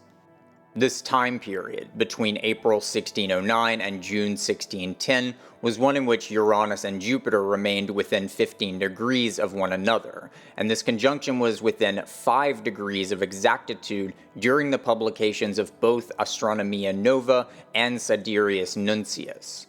Further, this period also corresponded to Galileo's natal Uranus opposition, a period which tends to accord with major breakthroughs in the careers of many historical figures. The monumental transition in human understanding which was occurring here was much more than simply a transition from a geocentric to a heliocentric model of the solar system. But moreover, it was the gradual realization that the same regularities of nature found in the terrestrial realm were also at play in the celestial realm, a truly profound and metaphysically monumental transformation of thought which would soon pave the way for the Newtonian understanding of gravity and all subsequent developments in astronomy and astrophysics. In accordance with the archetypal significance of the Jupiter-Uranus aspect, the scope of natural philosophy had come to expand beyond the bounds of the Earth's atmosphere and into the universe as a whole. Another Uranus-Jupiter conjunction period of immense scientific and philosophical significance took place between November 1899 and December 1900. During November 1899, Sigmund Freud would publish his Interpretation of Dreams, thus initiating a tremendous revolution in our understanding of the human mind through his introduction of dream interpretation and the notion of the unconscious psyche. Though Freud often tends to be dismissed or downplayed by modern academic psychologists, it is nonetheless the case that Freud initiated an intellectual tradition which all of both psychodynamics and cognitive science are in numerous ways indebted to. On August 25, 1900, a day which just happens to be my birthday less 92 years, Friedrich Nietzsche would pass away of a stroke in Weimar, Germany, an event which is often considered to mark the end of the modernist period of Western philosophy and the beginnings of the postmodern period. The nervous breakdown Nietzsche had suffered 9 years previously, which would eventually lead to his untimely death, also corresponded to his own natal Uranus opposition period. During the autumn of 1900, Max Planck would deliver 2 presentations at meetings of the German Physical Society in Berlin, in which he would introduce the hypothesis that electromagnetic radiation is emitted in discrete packets, or quanta, rather than being indefinitely divisible. This seemingly humble hypothesis would mark the birth of the quantum revolution in theoretical physics, and thus come to radically reshape our understanding of the world itself and matter itself over the course of the coming decades. 2 Jupiter-Uranus periods later, during the 14th month conjunction period of March 1927 to April 1928, the quantum revolution initiated by Planck would come to culminate.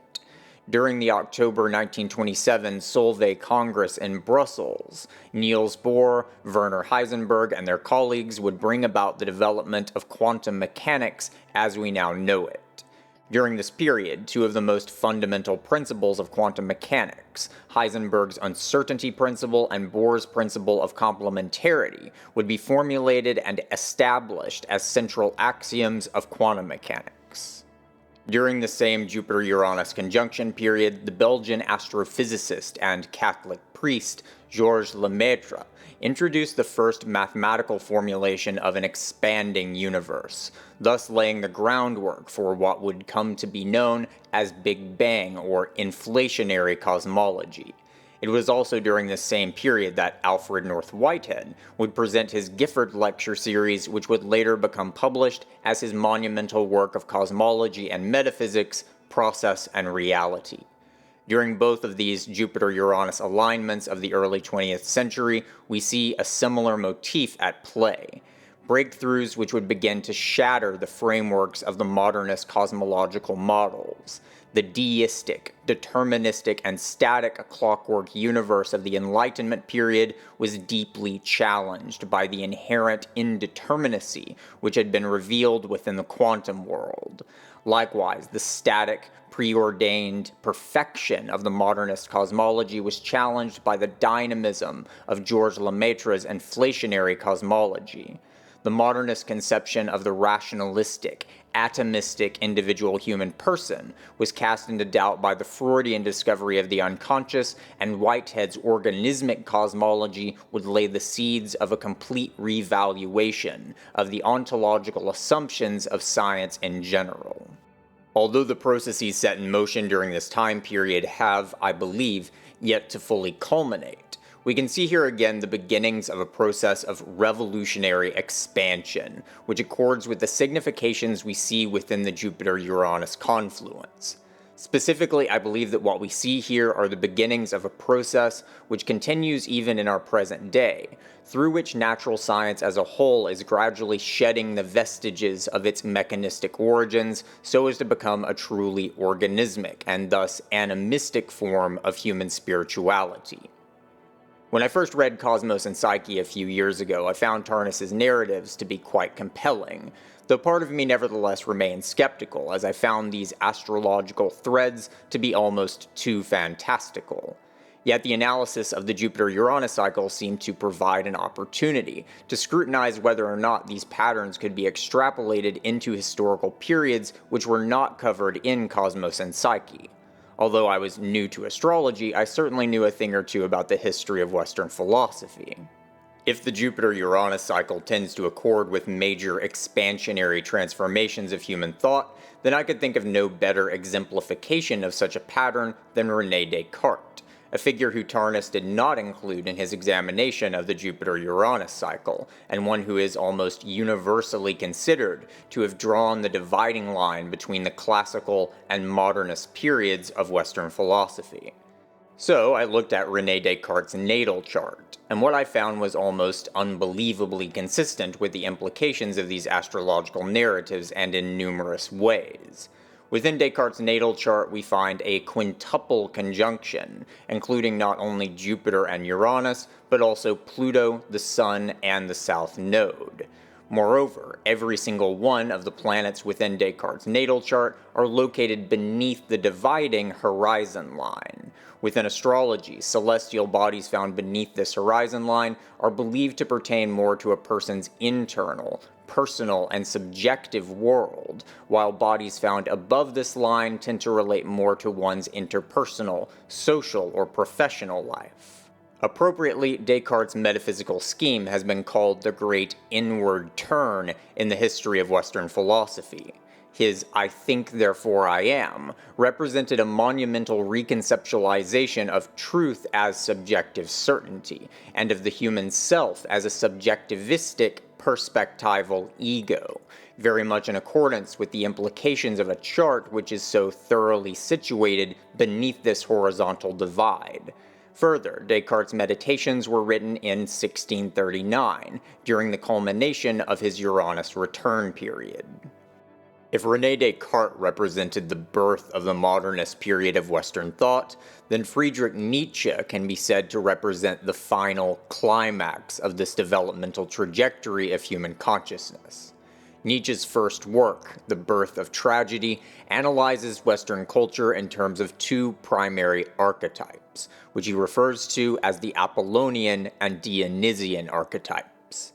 The Dionysian archetype represents the harsh, messy, visceral world of nature, unconscious passions, violence, and ecstasy, while the Apollonian archetype signifies ideals of beauty, truth, and aesthetic harmony, while Dionysus here encapsulates the properties of the Plutonic archetype. Apollo, of course, represents the solar archetype. Moreover, The Birth of Tragedy represents the first enactment of a lifelong and agonizing struggle which would play itself out throughout the entirety of Nietzsche's life, the struggle with the archetypal father. Nietzsche was the son of a Lutheran pastor, and Nietzsche's own intellectualism and atheism were a profound rupture with the inheritance of the past represented by his father. As Nietzsche's intellectual career unfolded, Arthur Schopenhauer would in many ways come to replace Nietzsche's biological father as a kind of role model and personal ideal. Within The Birth of Tragedy, we see an early form of Nietzsche's philosophy in which Schopenhauer's influence remained present in a definitively positive manner. The Birth of Tragedy depicts Dionysian, bodily nature as a hostile, chaotic, and antagonistic force which must be redeemed and sublimated through Apollonian catharsis, a formulation which still mirrors Schopenhauer's own pessimistic philosophy in which nature is seen as a realm of horror and suffering which must be transcended through the power of art, music, and the intellect. Yet as Nietzsche's career continued, his relationship with the surrogate father image of Schopenhauer would become ever more ambivalent and even overtly hostile, as Nietzsche once more came to be deeply disillusioned with the super-egoic ideal which he had previously revered. The archetypes represented by Apollo and Dionysus would continue to play themselves out in Nietzsche's later works as Nietzsche attempted to radically reconfigure his metaphysics so as to disavow his Lutheran father, Schopenhauer, and ultimately his inheritance of the Western tradition as a whole. Looking to Nietzsche's natal chart, we see what is called a T-square. Pluto and the Sun are directly opposite one another, while Saturn, the inheritance and impositions of the past, is situated in a 90-degree relationship to both the Sun and Pluto. Here we see the fundamental conflict of Nietzsche's entire life and career, represented by the alignment of these celestial bodies: Apollo, Dionysus, and the super-egoic Father Time. Now that we've examined some of the ways in which astrological synchronicities can reveal to us patterns which have unfolded over the course of history, I want us to next turn to some even larger historical patterns. Patterns which are even now beginning to reiterate themselves within our present phase of cultural, political, and ideological metamorphosis. Just last month, as of the recording of this video, on January 20th of 2024, the planet Pluto transitioned from the sign of Capricorn into the sign of Aquarius. Other than a brief return to the sign of Capricorn in October, Pluto will be moving through Aquarius for the next couple of decades. Pluto's revolution period is approximately 248 years, bringing Pluto into Aquarius every 2.5 centuries, which it transitions through over the course of between 11 and 30 years. The history of Pluto and Aquarius is a fascinating topic, and very recently, Chris Brennan of the Astrology podcast released a very in-depth video covering all of the Pluto-Aquarius transits which have occurred throughout recorded human history. I would highly recommend checking that link in the description for anyone interested in a deeper dive into that topic. In general, what we seem to see with the Pluto-Aquarius cycle are patterns of profound transformation in human spirituality as well as technology. Superficially, it might seem that spirituality and technology are diametrically opposed, yet beneath that superficial incongruity, I believe that we actually find a profound complementarity of the magical and ritualistic aspects of human consciousness with the technological and mechanistic aspects of human consciousness. In previous videos, we have looked at Jean Gebser's The Ever-Present Origin, and his understanding of human consciousness in terms of distinct consciousness structures which have unfolded over the course of human history. These distinct layers of our awareness each represent distinct modes of relating to the world, and these layers have been built upon and within one another over time as human consciousness has evolved. One central aspect that the planet Pluto and the zodiacal domain of Aquarius share in common, I believe, is an affinity with what Gebser refers to as the magical structure of human consciousness. According to Gebser, the magical structure of human consciousness is one which came about as we began to experience our consciousness as something distinct from nature itself. Within the archaic consciousness structure which precedes the magical structure, there is no sense of delineation between the world itself and our awareness of the world, or a sense of distinction between the human life world and the natural world beyond it. As we've examined more thoroughly in previous videos, the sense of distinction which brought about the development of the magical structure was facilitated by our capacity for symbolic thought, and thus the capacity to cognize formative elements of the world independently of their particular instantiations. Thus we began to develop an inner world of explicit thoughts, which were experienced as distinct from the world itself. The sense of separation then imbued the magical structure of human awareness with several distinctive features, which are crucial for understanding the affinity between it and the archetypes of Pluto and Aquarius. Our capacity for explicit ideational thought allowed us to begin cognizing forms independently from objects in the world, thus allowing us to begin developing an awareness of what things could be were we to artificially alter them, rather than what they actually happen to be. We could begin to see the stone knives and needles within the rocks, for example. The origins of magical thinking were one and the same as the origins of technological thinking. Further, our sense of separation from nature also brought with it a sense of anxiety towards nature. Nature was still seen as the Great Mother, but it was nevertheless seen as something separate from ourselves, which was potentially threatening to our existence. Thus, it was through technology that human beings began the project of attempting to subdue and master nature, a project which is co-primordial with the birth of magical thinking. Here we can already begin to see the affinity between magical awareness and the Plutonic archetype. As we have already examined, Pluto is the archetype of separation, disintegration, and dissociation, and the primal instincts of life and death which emerge through such processes. As the dissociative rupture of humanity from nature connects the Plutonic archetype with magical thinking, it therefore also links the Plutonic archetype with the archetypal nature of technology itself. Within the ever-present origin, Gebser also tells us that the fundamental mode of magical awareness is that of sympathetic resonance. Ritualized magical practices are always understood to operate on the basis of sympathetic affinity. Things that look the same or which otherwise share in the same underlying formative composition are believed to be able to impact one another in a manner that is independent of space and time. Likewise, the archetype of Aquarius, I would argue, operates on just such a basis of sympathetic resonance. As examined previously, Aquarius pertains to the Saturnian inertia or inheritance of the psychical processes within our world, in contrast to Capricorn's inertia of the concrete, physical, or institutional structures of determinate actuality. As I have argued in previous videos, such mental or noetic inheritance operates through a kind of resonance that operates independently of physical proximity, and appropriately the glyph of Aquarius shows us two synchronized waves, suggestive of just such relationships of resonance.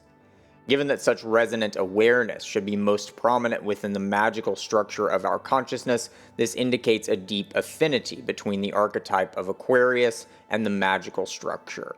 Given that the archetype of Pluto is also tightly correlated with the magical structure and with technology, it is appropriate that when looking at the Pluto-Aquarius cycles of human history, we see such profound transformations of both spirituality and technological thinking. For our present purposes, we will begin by looking at the most recent transit of Pluto through Aquarius, which occurred between 1777 and 1798. It was during this period that virtually all of the major cultural, political, technological, and philosophical aspects of modernity came into play. All of the features of the modern world, which we today understand as truly modern, began during this era of the late 18th century.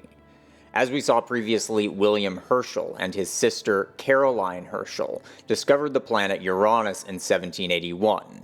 This was the first trans-Saturnian planet to be discovered and therefore the first planetary body to be identified which did not fit within the traditional cosmological models which had prevailed within Western mythology, Platonic metaphysics, Hermeticism, and medieval alchemy for at least 2,000 years. Archetypally speaking, the discovery of Uranus represents our first encounter with the abyssal, chthonic darkness within the celestial realm, our first encounter with the yin within the celestial yang. The year 1781 also saw the publication of Immanuel Kant's Critique of Pure Reason, perhaps the single most seminal work of philosophy within the modern period. Within one of my previous videos entitled The Metamorphosis of Human Awareness, I also argued that the metaphysical framework developed within the Critique of Pure Reason is also the most complete philosophical expression of the deficient perspectival consciousness structure. Kant's metaphysics, I believe, represents a kind of ultimate impasse, a kind of fork in the road of human consciousness, as it were, from which we can either fall into the black hole that is postmodernist anti-realism, or through which we can move forward into the initial phases of an integral, evolutionary metaphysical realism. In the wake of Kant, and still within the light cast by Aquarius through the prism of Pluto, the German philosophers who succeeded Kant would begin to develop an understanding of the world which I have argued to be the first philosophical expressions of the as yet still emerging integral structure of human consciousness.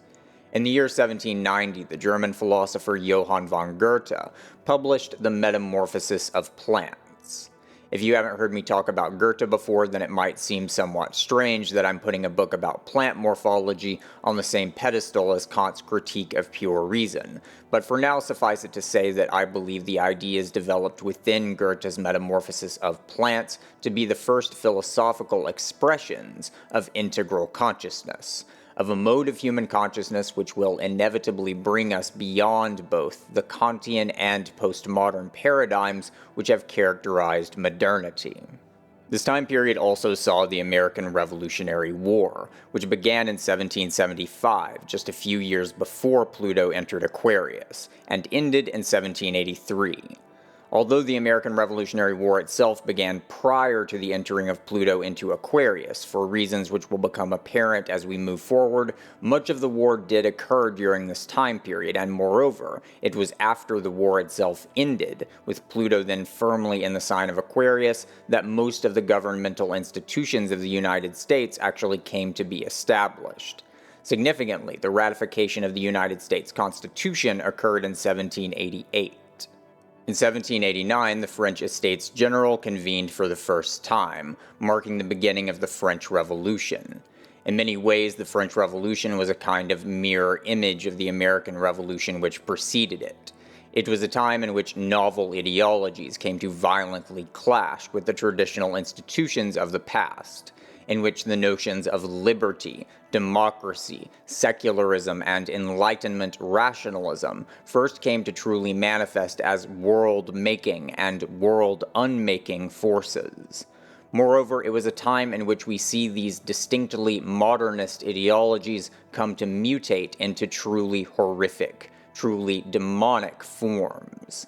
It was also through the French Revolution that the political divide between the left wing and right wing, a division which we now take almost entirely for granted, came to take shape. Overlapping with this transit of Pluto through Aquarius, the planet Uranus passed through the zodiacal domain of Gemini between the years 1774 and 1782. Uranus makes its way around our Sun and thus through the 12 zodiacal domains much more quickly than does Pluto. The revolution period of Uranus is approximately 84 years, and as Pluto has gradually made its way through the zodiac on its long journey back to Aquarius over the course of the past 248 years, Uranus has returned to Gemini twice. Once in the 19th century, from 1858 to 1866, and once during the 20th century, from 1941 to 1949. On July 7th, 2025, about a year and a half from now as of the recording of this video, Uranus will return to Gemini yet again, and will remain there until 2033. This will be the first time that Uranus will be in Gemini, with Pluto also being in Aquarius since the birth of modernity during the late 18th century, but it will be the fourth time that we will have seen Uranus in Gemini since its discovery during that time period. Within their book, The Fourth Turning, An American Prophecy, originally published in 1996, the theoretical historians William Strauss and Neil Howe developed a theoretical model of generational, cultural, and political metamorphosis in which the history of a given culture is divided into phases called saecula, which are said to span approximately 80 years. The book's authors further divide these saecula into 4 turnings, generational seasons as it were, which span approximately 20 years. As their title suggests, the book's authors largely focus upon American history, which they see as being encompassed by the 3 saecula which have spanned the past 248 years. Each of these turnings are said to be characterized by distinctive features. The first turning is referred to as a high, a period of growth, optimism, and novelty, which follows a period of immense crisis. Within the current saeculum of United States history, this first turning occurred between 1946 and 1964. This was the era of the space program, the birth of rock and roll music, and the birth of consumerist culture as we now know it. Despite the generally jovial aura of the first turning, the cultural high necessarily fails to address all of the culture's problems. These lingering societal issues then give rise to the second turning, the awakening period, in which the following generation comes to be animated by hope for change, idealism, and political radicalism. Within recent United States history, this turning corresponds to the years 1964 and 1984. This was the hippie era, the era of the Beatles, Bob Dylan, psychedelic drugs, and the civil rights movement. As the awakening continued through the 1970s and early 1980s, we also saw the birth of personal computer technologies. The awakening era was one of progress and innovation. The third turning, dubbed the unraveling, comes about as the culture inevitably fails to solve some of the core problems which the awakening period sought to ameliorate. The unraveling is characterized by nihilism, apathy, decay, hedonism, and a degeneration of meanings and traditional norms. In recent United States history, this was the period of 1984 to 2008. This era saw the end of Soviet communism, which we might be inclined to think of as a positive development. But we must also keep in mind that optimism itself often depends on a clear boundary between good and evil. With the fall of the Soviet Union, one of the most central features of the post-World War II cultural paradigm came to dissolve. This era saw the ascent of rap, hardcore punk, and heavy metal music genres, which are characterized by significantly greater pessimism and themes of rage and violence than we saw within the previous turnings. During the fourth turning, the culture then comes to enter a period of catastrophic crisis. And within the model developed by Strauss and Howe, we are currently situated in the midst of this crisis period. If we look at this pattern of history from an astrological perspective, we can see that these historical sacula and the turnings nested within them correspond almost perfectly to the precessions of the Uranus cycle. The American Revolutionary War was the first crisis of death and rebirth through which the embryonic colonial culture came to fission apart from its Anglican motherland to become a truly distinct life form in its own right. This period of crisis corresponds almost perfectly with a period during which Uranus transitioned through the zodiacal domain of Gemini from 1774 to 1782. As we follow the cycle of the Uranus return to Gemini, we then come to the period of 1858 to 1866, the period of the American Civil War and the fourth turning of the first saculum of United States history. Uranus would then return to Gemini again during the period of 1941 to 1949, the era of the Second World War, and the fourth turning of the second saculum of United States history. Some critics of the fourth turning have argued that it seems rather arbitrary, that World War II should be regarded as a monumental crisis period, while World War I should only fall within an unraveling period. These critics argue that this distinction seems to be a kind of cherry-picking, which serves to force history into the theoretical model developed by the book. However, if we are looking at history in an astrological and therefore archetypal manner, I think we can see that this distinction actually is appropriate. These crisis periods are not simply cataclysms. They are periods within which the core self-identity of the United States has undergone pronounced and rapid transformations. Economic, technological, and cultural transformations are significant, but what is much more significant here is the manner in which these crisis periods have come to reshape the very idea of what the United States is. If you want a more detailed look at the Uranus return cycles of the United States, then I have another link in the description for an astrology podcast episode dedicated to that specific topic. According to the theory developed within the fourth turning, we are already well within a period of crisis even now.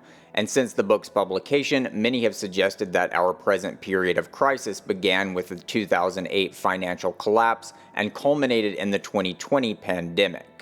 This would then suggest that the COVID pandemic was our Revolutionary War, our Civil War, our World War II. There may certainly be some truth to the claim that we are already well within a period of crisis, but it seems to me that the COVID pandemic was not a catastrophe on the same level as what we have seen within the previous crisis periods, and that something much bigger may be looming just beyond the horizon. After all, Uranus will not re-enter Gemini until July of 2025, and it seems immensely significant to me that this Uranus return period will be occurring during the Pluto return to Aquarius. The Uranus-Gemini cycle seems to be affiliated most significantly with the generational cycles and self-identity transmutations of the United States in particular. Much as Saturn return cycles seem to correspond to distinct phases of development within an individual human life, these Uranus return cycles seem to correlate with the developmental phases of entire human life worlds. The Pluto-Aquarius Cycle, on the other hand, seems to correspond to much larger historical precessions. As we have already seen, the last traversal of Pluto through Aquarius seems to correspond to the birth of modernity as we know it. Moving further back into history, we can see that previous Pluto-Aquarius phases have likewise tended to correspond to periods of immense spiritual and technological transformations. If we look back to the period of 1532 to 1553, the Pluto-Aquarius period which immediately preceded that of the late 18th century, we see a massive upsurge of the implementation of the printing press. Though the printing press itself was invented just prior to this Pluto-Aquarius period, it was during this transit that the printing press truly came to be a world-changing historical force. This was also the period of the Copernican Revolution. In 1543, Copernicus published On the Revolutions of the Heavenly Spheres, thus initiating the transition from geocentric to heliocentric cosmology, which we now know as the Copernican Revolution. During March of 2023, Pluto briefly transitioned from Capricorn into Aquarius before retrograding back into Capricorn in June of 2023.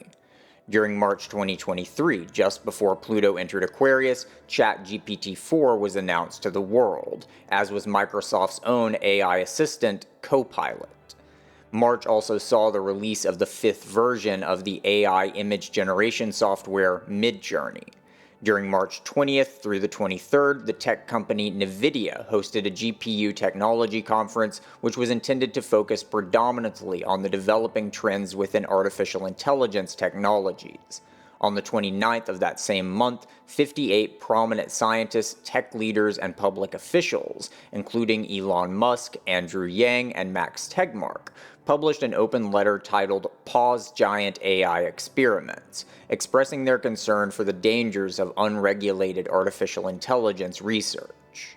What this all seems to indicate, then, is that the AI-related events which occurred during this period may be a kind of foreshadowing of trends which we will see playing out in a much more amplified and elaborate manner over the course of the next few decades of Pluto in Aquarius. At the very least, it seems that, in some form or another, the influence of artificial intelligence will come to be a world-transformative force over the course of the next few decades. However exciting or terrifying artificial intelligence technologies may be, I do not think that such technological innovations will themselves be the most significant and central motifs which will come to characterize the phase of history which we are now beginning to enter into. Much more crucial, I believe, will be the ways in which this period may prove to be a metamorphosis of human consciousness more generally. The history of the United States is central to this narrative, because in many ways the United States has served as the central axis of modernity itself. The period we are currently approaching seems to be one in which the United States is approaching the end of its first great cycle as a civilization, and simultaneously one in which the human journey itself may be transitioning to its next phase of evolution. The Copernican revolution of the mid-16th century was in many ways a foreshadowing of the Kantian revolution, which would occur during the next Pluto-Aquarius period in the late 18th century. And Kant himself described his philosophical work as a kind of Copernican revolution within metaphysics. The decentralization of the Earth in relation to the Sun was an archetypal preface for the Kantian resituating of the perspectival ego as the center of our metaphysical understanding of the world. I have argued in previous videos that the post-Kantian German idealists, such as Goethe, Hegel, and Schelling, represent the first intellectual expressions of the integral consciousness which must necessarily emerge from the deficient mode of perspectival consciousness which is exemplified by Kant. However, these developments were cultivated by an intellectual elite. The mode of consciousness represented by their work is one which has largely remained reserved for intellectual elites over the course of the past 2.5 centuries. This integral consciousness, in other words, has remained largely dormant, as the seeds planted by Goethe, Hegel, and Schelling have slowly germinated within our collective consciousness. Over the course of the past decade, we have seen the accelerating decay of the paradigms which characterize modernity in general and the post-World War II saeculum in particular. Scientism, mechanistic materialism, secularism, and neoliberalism are now all rapidly coming apart at the seams, and something must ultimately come to replace those ideological frameworks. As I have attempted to illustrate in much more detail in other videos, I believe that this emerging mode of human consciousness essentially amounts to what Jean Gebser referred to as integral consciousness, a mode of consciousness which will necessarily be much more spiritualistic, animistic, and holistic in nature than the mechanistic rationalism and postmodernist nihilism which dominated the 20th century. The next phase of our evolution, in other words, will, I suspect, be the flowering of the seeds which began to germinate within the German idealist movement one Pluto-Aquarius cycle ago. Astrology itself, I believe, will likely come to play a significant role in this spiritual reawakening, which already seems to be well underway. Astrology has remained a somewhat fringe discipline since the rise of materialistic thought over the course of the past Pluto-Aquarius arc. Yet during that time period, astrology itself has undergone immense developments. The incorporation of the trans-Saturnian planets, the development of comparative scholarship which relates Western astrology to Chinese, Vedic, and even Mesoamerican forms of astrology, and the integration of psychodynamic understandings of the human mind, human culture, and human history. One of the most central motifs of the historical journey we find ourselves within has been, I believe, the gradual cultivation and expansion of individual human freedom, particularly over the course of the past 2.5 centuries. It is sometimes argued that astrology is opposed to human freedom, as it implies a kind of inescapable fate which human beings are inextricably bound to. This appearance of contradiction is, however, in my opinion, a rather egregious misunderstanding of the nature of astrology, as well as, perhaps, the nature of freedom itself. Astrological cycles are in many ways akin to the cycles of weather patterns and ocean currents. Human beings cannot control the tides, currents, or winds of the earth, but this lack of control in no way implies a lack of agency on the part of human beings. Quite the contrary, having a better understanding of such patterns in fact facilitates human freedom, as human freedom requires the responsive accordance to the realities which we are faced with.